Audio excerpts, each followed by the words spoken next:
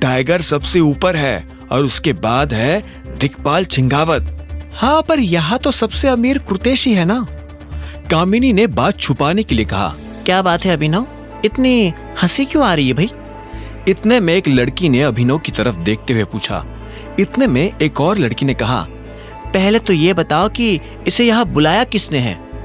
मैंने बुलाया है, ये भी हमारा क्लासमेट रहा है। नहीं, हम लोग क्लास में जरूर साथ बैठते थे, लेकिन अब हम साथ नहीं बैठ सकते। हाँ, मैंने भी सुना है कि ये डिलीवरी बॉय की नौकरी करता है। मुझे लगता है कि आप लोगों को मेनू देखना चाहिए, खाना बनने में भी तो टाइम लगता है ना। अभिनव ने बात पलटते हुए कहा। वो इनमें से किसी को भी जवाब नहीं देना चाहता था, लेकिन उसकी इस बात से बाकी लोग भड़क उठे। उनमें से एक आदमी ने कहा, ओ भाई, ये मजाक चल रहा है क्या? तुझे क्या लगता है कि कृतेश तेरे लिए भी खाना ऑर्डर करने वाला है? अबे तू कब से कृतेश का दोस्त हो गया? कामिनी ने भी घी में आग डालते हुए कहा। हाँ, अगर तुम्हें कुछ खाना है तो उसका पैसा तुम्हें खुद ही देना होगा। लेकिन यह सुनते ही कृतेश ने अपना हाथ उठाया और सभी को शांत करवाते हुए बोला, अरे कामिनी, कैसी बात कर रही हो?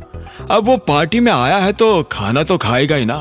तुम चिंता मत करो दोस्त, मैं तुम्हारा भी बिल भर दूंगा। कामिनी ने कहा। वाह कृतेश, तुम कितने स्वीट हो। फिर भी मैं चाहती हूँ कि तुम उसे अपना बिल भरने दो, ताकि उसे भी तो आगे से पैसे कमाने का मोटिवेशन आए।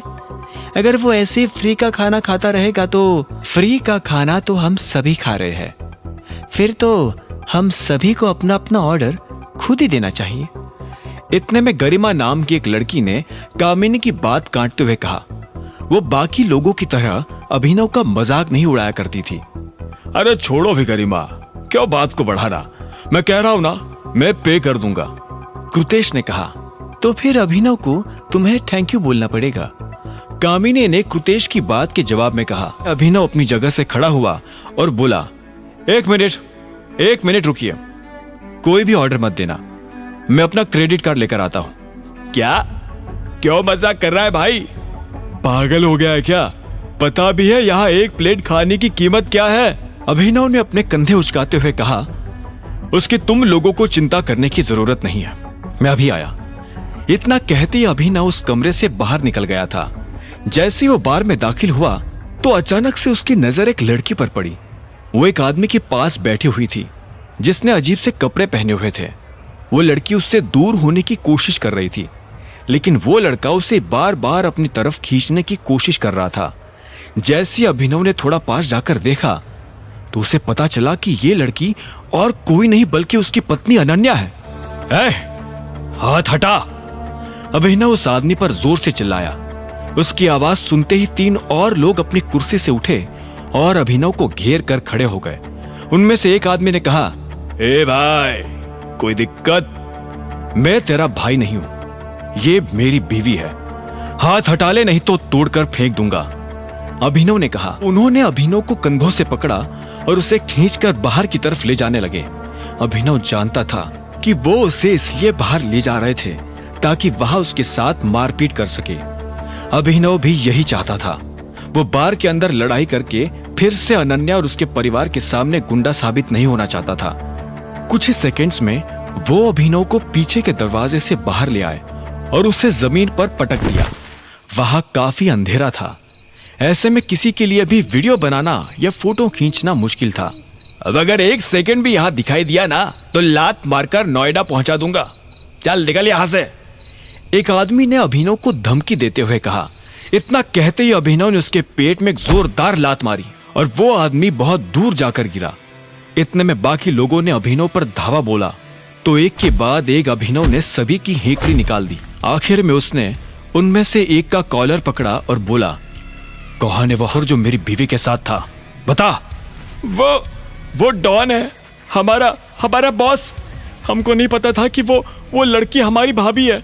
वो जब अंदर आई तो डॉन की नजर उन पर टिक गई और उसके बाद, इससे पहले कि वो आगे कुछ कह पाता, अभिनव ने उसे एक और लात मारी और वो लड़का नीचे गिर गया। अभिनव का दिमाग खराब हो गया था। उसने जितना सोचा था इस शहर में उससे ज्यादा माफिया ग्रुप्स एक्टिव हो गए थे। ऐसे में अभिनव नीचे झुका और बोला, तुम लोग किसके लिए काम करते हो, टाइगर या छिंगावत?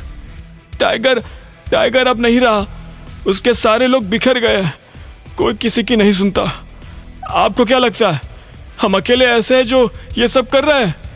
अब टाइगर नहीं है तो लोगों ने अपने अपने ग्रुप्स बनाना शुरू कर दिए और छिंगावत मोंटी को उड़ाना चाहता है ताकि टाइगर ब्रांड का पत्ता साफ हो जाए। उसकी बातें सुनकर अभिनव को यह समझ नहीं आ रहा था कि आखिर टाइगर को गए हुए कितना वक्त हो गया था। मैं टाइगर की टीम का कोर मेंबर हूं। अभिनव का दिल ये कहते हुए तेजी से धड़क रहा था। इन लोगों को देखकर उसे यह एहसास हो रहा था कि उसे सिर्फ अपने पिता का बदला नहीं लेना था, बल्कि इन जैसे हजारों लोगों को लाइन पर लेकर आना था। उन लोगों को रवाना करने के बाद अभिनव फिर से बार में दाखिल हो गया था। अचानक से उसकी नजर अनन्या को ढूंढने लगी थी, लेकिन अनन्या कहीं नहीं थी।